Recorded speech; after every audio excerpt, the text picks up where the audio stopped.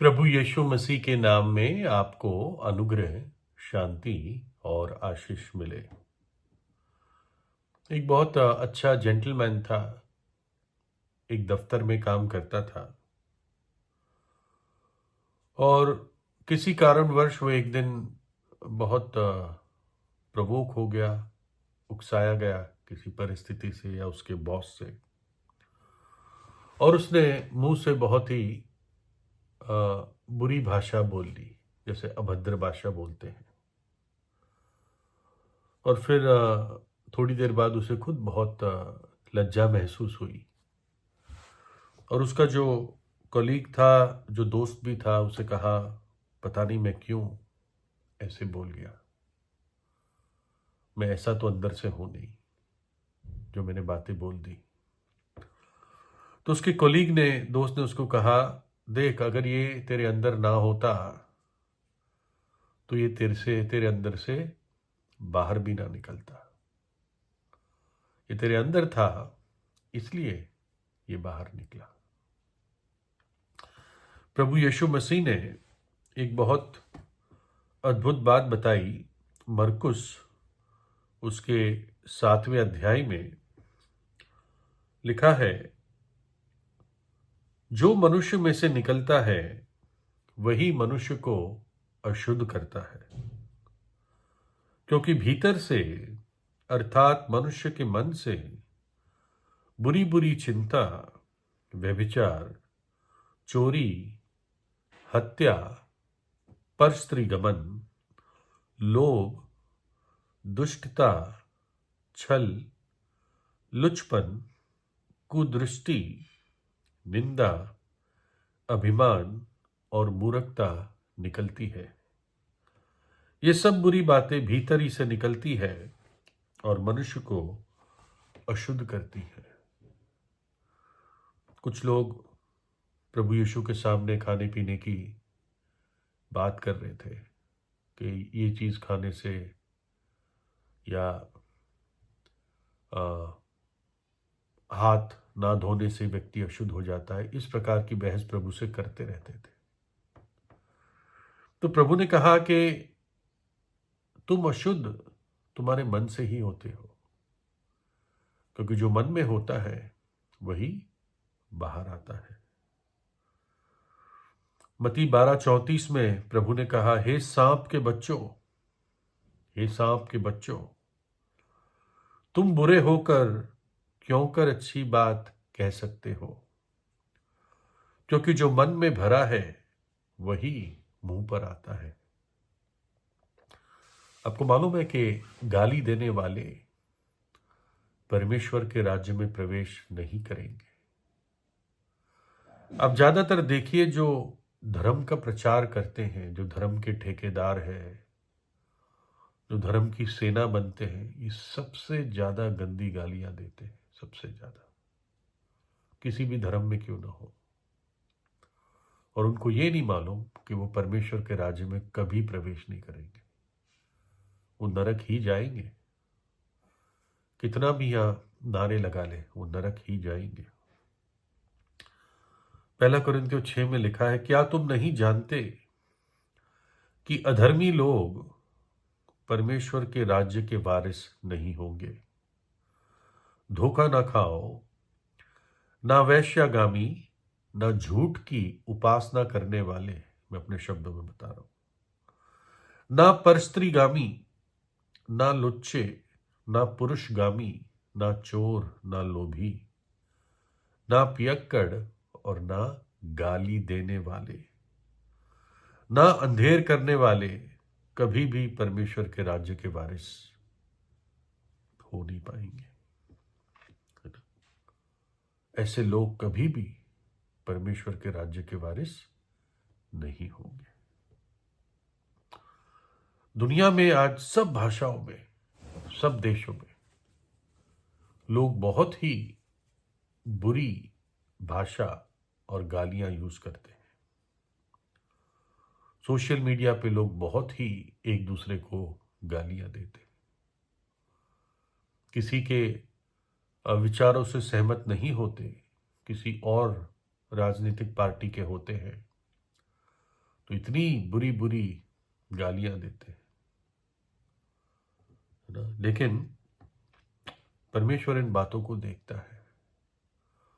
College के बच्चे, school के बच्चे, कॉलेज की लड़कियां, स्त्रियां, औरतें गालियां देती है। इस बात में भी वो पुरुष के बराबर होना चाहती है। लेकिन परमेश्वर न्याय करेगा, सबका न्याय करेगा। बाइबल कहती है कि नरक एक वो जगह है जहां पे पापी पहुंचेगा। पापी तो सब है, तो क्या सब नरक जाएंगे? इसलिए परमेश्वर पाप क्षमा का मौका देता है कि व्यक्ति अपने पापों से पछताप कर ले और क्षमा पाले, उद्धार पाले, अनंत जीवन पाले। लेकिन जो व्यक्ति पाप में मरेगा, बिना पापों की क्षमा मरेगा, वो नरक जाएगा या जाएगी। और बाइबल बताती है कि नरक ऐसी आग है जो कभी बुझती नहीं है, जहां का कीड़ा कभी मरता नहीं है। तो जो लोगों को गालियां देते हैं, बुरी बुरी गालियां, उनका न्याय कैसे होगा? मैं सोचता हूं नरक में तो जाएंगे ही, लेकिन वो कीड़े जो नरक में नहीं मरते, वो उनके मुंह में घूमते रहेंगे सदा के लिए, क्योंकि परमेश्वर न्यायी है, पवित्र है, और उसके सामने रिश्वत नहीं चलती। खैर, गाली देना एक पाप है, बहुत सारे पाप है। किसी भी पाप को हल्की तौर से नहीं ले जा सकता, झूठ तक को भी नहीं। लिखा है झूठों का भी भाग नरक की आग में है। पर डरपोकों और अविश्वासियों और घिनौनों और हत्यारों और व्यभिचारियों और टोनों, टोनों यानी जादू टोना करने वाले, और झूठ की उपासना करने वाले और सब झूठों का भाग उस झील में मिलेगा जो आग और गंधक से जलती रहती है। ये दूसरी मृत्यु है। आपको मालूम है, हर आदमी आग से डरता है, हर आदमी। कुछ परमेश्वर ने ऐसा भय उसके दिल में रखा है। पानी से आप इतना नहीं डरेंगे, आप पानी को अपने हाथ में आराम से ले लेंगे। आग को लेकर दिखाइए, क्योंकि ये सजा होगी पापों की। एक परमेश्वर का दास था, भविष्यद्वक्ता था, उसका नाम यशाया था, और उसने परमेश्वर के भवन में प्रभु के दर्शन को देखा और प्रभु की पवित्र उपस्थिति में अपने आप को पाया। और वो कहता है, तब मैंने कहा, हाय हाय, मैं नाश हुआ, क्योंकि मैं अशुद्ध होठों वाला मनुष्य हूं और अशुद्ध होठ वाले मनुष्य के बीच में रहता हूं, क्योंकि मैंने सेनाओं के यहोवा महाराज धीराज को अपनी आंखों से देखा है। तब एक सराप, एक स्वर्गदूत हाथ में अंगारा लिए हुए, जिसे उसने चिमटे से वेदी पर से उठा लिया था, मेरे पास उड़कर आया और उसने उससे मेरे मुंह को छूकर कहा, देख, इसने तेरे होठों को छू लिया है, इसलिए तेरा अधर्म दूर हो गया और तेरे पाप क्षमा हो गए। तब मैंने प्रभु का ये वचन सुना कि मैं किसको भेजूं और हमारी ओर से कौन जाएगा। तब मैंने कहा, मैं यहां हूं, मुझे भेज। यशाया जैसे प्रभु की उपस्थिति में आया, उसको एहसास हुआ कि मेरे अंदर भी कैसे पाप का स्वभाव है। जबकि वो ऐसी भाषा नहीं बोलता था, लेकिन फिर भी उसको एहसास हुआ कि मैं अशुद्ध होठों का व्यक्ति हूं, कैसे लोगों के बीच में रहता हूं। उसने अपने पाप को माना, परमेश्वर ने उसके पाप को दूर किया और क्षमा किया। और आज भी परमेश्वर हर पापी के पाप को माफ करता है, जो सच्चे हृदय से उसके पास विश्वास से आता है। टूटे मन के साथ, सच्चे मन के साथ, खरे मन के साथ जो प्रभु यीशु के पास आता है, दिल की गहराई से,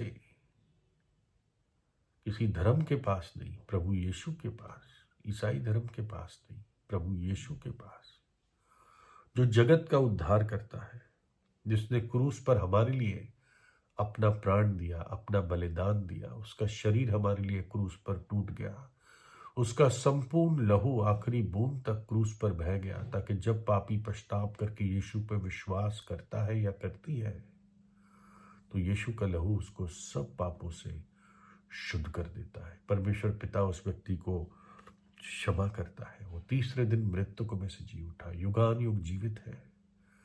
और जब आप उसको अपने हृदय में बुलाते हैं तो वो एक नया हृदय देता है जो पवित्रता का अभिलाषी है। तो प्रार्थना कीजिए, प्रभु यीशु आपको आशीष दे।